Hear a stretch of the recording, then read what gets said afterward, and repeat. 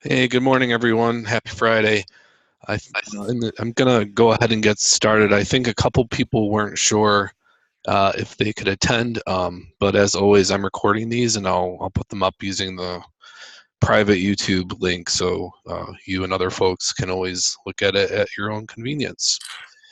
Um, I don't have a huge agenda today, but I do have a couple of important things I just want to share. And as always, if you have ideas or comments, you can bring them up now or contact me afterwards. I'm fine with either approach. So the first thing I'll ask is if anybody has additional topics to what I've already included on the agenda. Okay. Um, and I just want to double check. Can everybody see my screen? Yes, I can. Okay, Yep. great. I'm on a wider monitor than I usually am, so I was not sure if everything would show up. Okay, so I know I've been talking about it for a couple of months, but we are working with Onset, and I've been working with Rainwise on an ongoing basis, either to improve the current setup, whether it comes to purchasing stations or onboarding or troubleshooting, provide customer support, things like that, or in the case of Onset, actually bringing a new vendor in to provide a couple of different options. Um, so just to give you an update in that area, it looks like the week of August 20th, I'm going to be visiting both vendors on site. I think with Rainwise at this point, it's very important to have this face-to-face time. They are aware that we're going to be working with a second vendor, so I want to make sure the lines of communication are open with them because we've worked with them for so long. I know there are pain points in certain aspects, and so I'm being very proactive, and I really want to make this work better for everyone. So that'll probably be early in the week of August 20th. I'm looking at Tuesday at this point, and then Wednesday or Thursday, I'm going to travel down to Bourne, Massachusetts, where Onset is located. Um, again, to start some dialogue about how we can best bring them into the NEWA platform and start working out things like, again, user support. So if there are ever issues or questions, how can the station owner best get in touch with them directly? What should I do in terms of basic support when someone reaches out through the NEWA platform using the help desk to get things started like that? Um, we have a handful of existing onset stations in Massachusetts, and there may be one or two others elsewhere that as we first start working behind the scenes in the next month or so, from a technology standpoint, uh, we'll use this smaller subset of existing locations to debug the process with onset.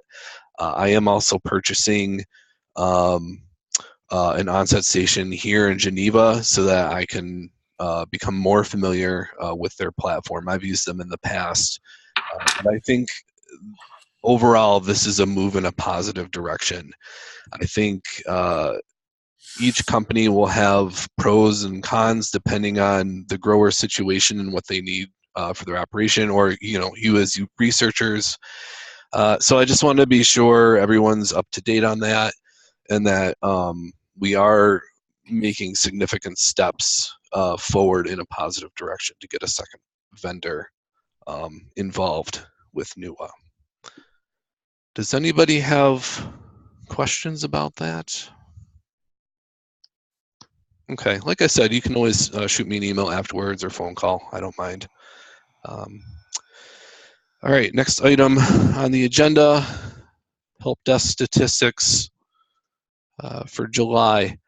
And what I have here, this is just our Insights platform in Zendesk, and basically I just want to point out, so compared to the prior 3 months, volume is way, way down. I mean, it makes sense because we're kind of through the critical period for the Apple models and carbohydrate thinning and stuff like that. I think right now the biggest question I'm getting are more technical questions about things like how the Apple irrigation model works, or why little iterations of things such as, oh well, I got such and such rainfall, um, but numbers change when I look at a new orchard versus a mature orchard. And so in those cases, I'm referring those questions right now to Dr. Alan Laxo here at Cornell. But what I'm trying to do sometime this summer is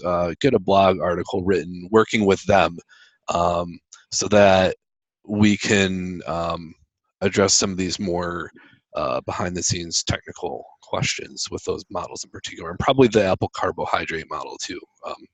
That not so much now, but maybe a month ago, that was another one I was getting a lot of questions about. And so again, I was referring back to the experts. Most of those questions came from within New York. So if there was ever a case where, say someone in Ohio or Vermont had a question, I would certainly loop the appropriate people into that conversation, so they have an awareness of it. So like I said, not a whole lot to report there, unless folks have specific questions. And really what I want to focus on today, and I know it's been a very long process, but what I wanted to do is just show you very quickly stuff I've been working intensively on the past month and a half or so with the web rebuild itself. In terms of a timeline, we're looking at the end of August to get a proposal. This is not a straightforward process because there's so many pieces. But what we're doing is we're looking primarily at Cornell Information Technologies, and within that they have a group that call themselves Custom Web Development. So I'm working on, I've written an RFP to get a quote from them. We're circulating this internally right now. So Julie Carroll and Jennifer Grant, Art DeGaetano, and Keith Eggleston and folks at NRCC are taking a look at this. I'm looking to have feedback from them by, I think we settled on August 3rd, and at that point I'll finalize our revisions, so that we can send that off to get some sort of concrete cost estimate for redoing the website. And I won't go into details, but really what this document does, the core document's about 8 pages long, but I really spent a lot of time going through all of the workshops we've had, the survey that we had open for 5 months, end user research from last fall when I was working with information science graduate students. And what I'm hoping we have here is a document that captures all of the important elements of what we need in our new website. And so once I have those revisions back and everybody internally is in agreement on that, I will share this with the group, and I would love to have a final round of comments on that. But we're hoping to get this in for analysis August 10th. And so the whole idea is to have something in place by the beginning of September that keeps in line with our USDA website rebuild grant. So in terms of the RFP itself, that's what we have. Now, as I was doing this, we have so much important information and things that we've got to capture with this redesign that what I ended up doing, and this is the only other document related to this immediate RFP that I'll show you, is that I feel like we really needed a roadmap of sorts. Something very discrete where whoever's involved in this project can go and reference specific elements of what would be encompassed in the website. So the first thing I did is, looking at our current website, it actually, there's a lot of really important information in there, and we don't want to lose that. We want to keep the essence of what NEWA is, even though it's going to look different. And so what I did is, as I was going through everything, I just, for visual reference and for documentation purposes, I came up with what are called wireframes. Hey, And Dan, yeah, Dan, can you make that any larger? sure. I'm just too old to see it, I guess. No, thank you for telling me that. I appreciate it. Yeah. I'm on a really big screen right now, so I wouldn't have realized that. Okay, is that any better? Do you want it bigger? Yeah, that's good there. Okay, great. So, um, again, this is a document that once we've done our internal revisions on, I'll share with you, but I wanted to give you a visual of, you know, what we have right now contains very important elements. And some of those things would be modified or changed, but we don't want to have anything slip through the cracks. So I came up with this series of wireframes. They're basically mock-ups. It doesn't look at colors or fonts or any of the design elements. It just looks at what are the actual pieces that would need to be in different parts of the website. And so we have this reference document, which, as I said, will likely be modified both internally and then maybe some final modifications after that. But it's a reference for what specifically do we need to retain the functionality and the usefulness of what NEWA is right now. So this incorporates everything. So basically, any given element on any page has a reference number, and then up here, there's a brief description of what that piece would include. So this really this covers, I'm hoping, everything that everybody has been talking about for the past several months. Okay.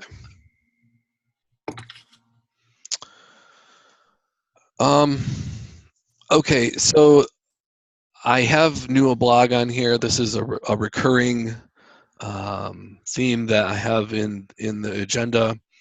I put one up from Massachusetts this month. I'll probably reach out to someone for August. My goal is really to have one per month, and it's 1 or 2 paragraphs. It's going to serve dual purposes because in the new website, I want to have dedicated pages for each state. So it'd have state coordinator information, would have any relevant resources of your choosing, things like that. So I'll take a look at who's provided info so far and who might be willing to do that in the future. One thing that just came to mind, actually, if we go back to my weather station vendor visits, is that I mentioned with RainWise, I think a big pain point right now that I've discussed with one of you coordinators recently is the fact that customer support with RainWise, I think once we get that conversation going, things are really good, but it seems to take a very, very long time to get to that point unless I directly intervene. If there are any other, I guess I'll just call them pain points. If there's anything else that you feel I should bring up in this conversation, and keep in mind this would be a positive conversation, but a necessary one for everyone's benefit. If you think of anything that needs to be addressed, just send me a message privately. We don't need to discuss it on here. But I want to really have this be a good opportunity to continue improving those lines of communication with them. Okay. So the only other thing I have for this meeting, our next one on our schedule is August 24th. It's another afternoon meeting. We had talked about this idea last December as I came up with the 2018 schedule. So that'll be the last afternoon meeting during the field season. And then we'll be back to our normal morning schedule for the rest of the year at that point. I also added links to our previous meetings. If you want to revisit any of those, you're welcome to anytime. They're private, but they're not password protected or anything, so you should be able to just click on those. Does anybody else have anything to discuss today?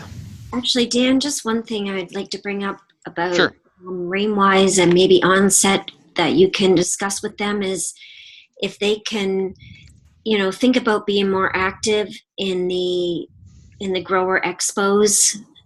I've invited them to a couple of the ones in Ohio and, never really get a response. But I think it would be good for them to, try to participate in a couple expos Yeah, each. that's a great idea. I'm organizing a track at the New York Expo this year, and I think it would be great to have them in New York. So I'll certainly bring that up.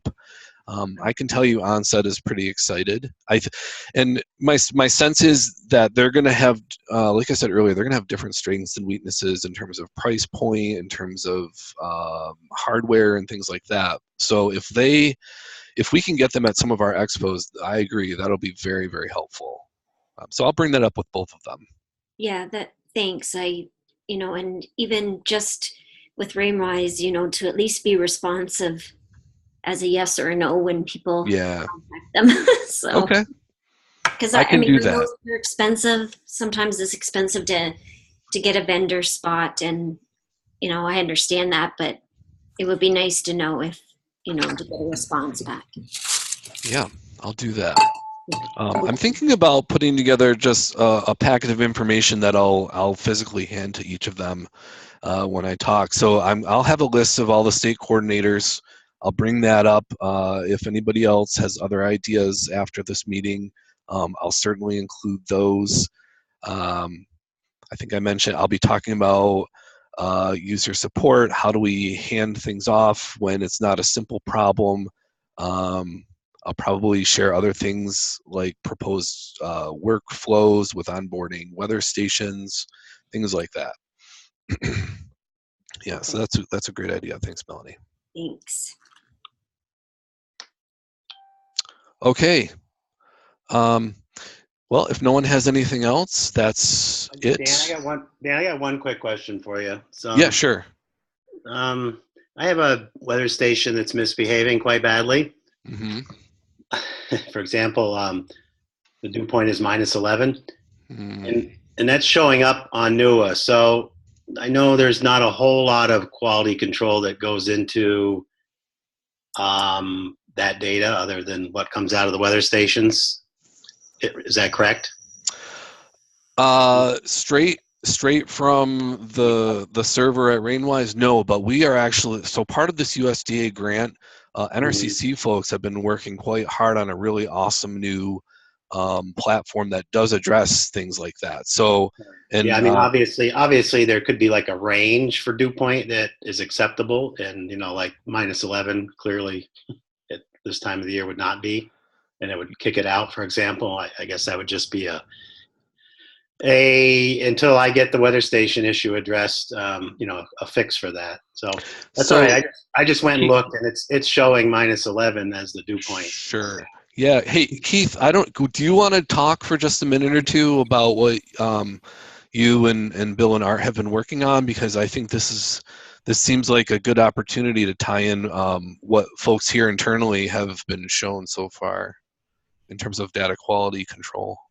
Yeah, we do have a program that we have written and have been testing that does go through and looks for the bad data, and I'm sure that the dew points of -11 are probably due to poor relative humidity sensor. So I'm pretty sure values like that would get caught. The remaining piece that we have on that project is just to have an easy way to go in and remove the bad data if it's just a few data points, or to turn off a certain sensor until it's been addressed. And yeah, I think with Dan's help desk that would be something where we could report when a sensor is being turned off, and then it will be up to the owner of the weather station to let us know when the problem has been taken care of, so that we can start receiving the data again. Yeah. Okay. And I know, I'm sure you guys realize that this is occasionally an issue, and going forward, just for the current time being, once I get this situation squared away, what's the easiest way to address fixing the data? I guess to do it. kind of Right- look at right it, give you now- a range of when there's a problem?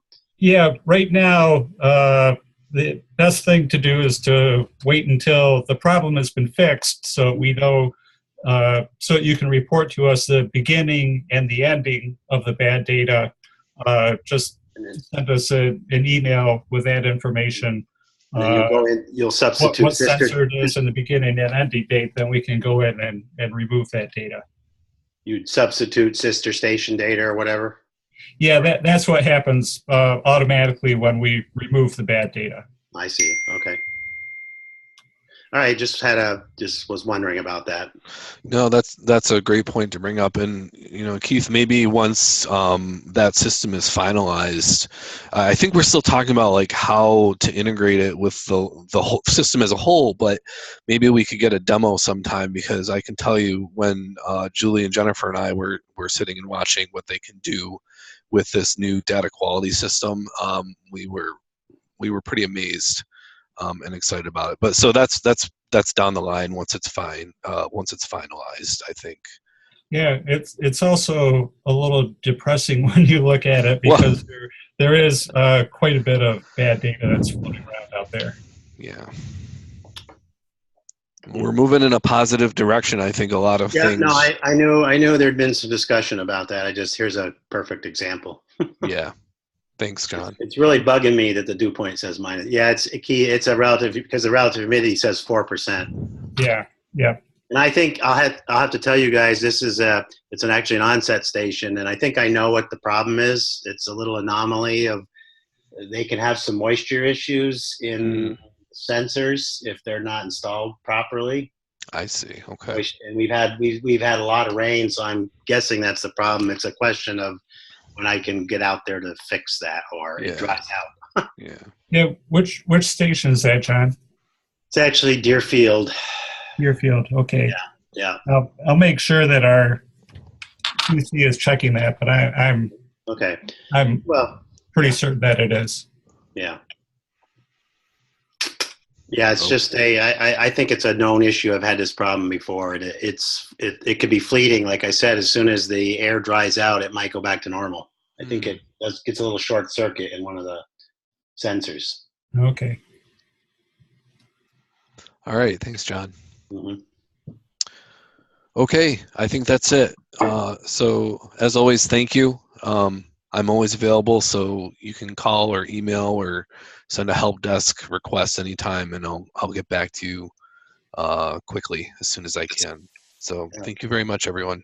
Thanks for updating us. Appreciate it. Bye-bye. Bye. Bye.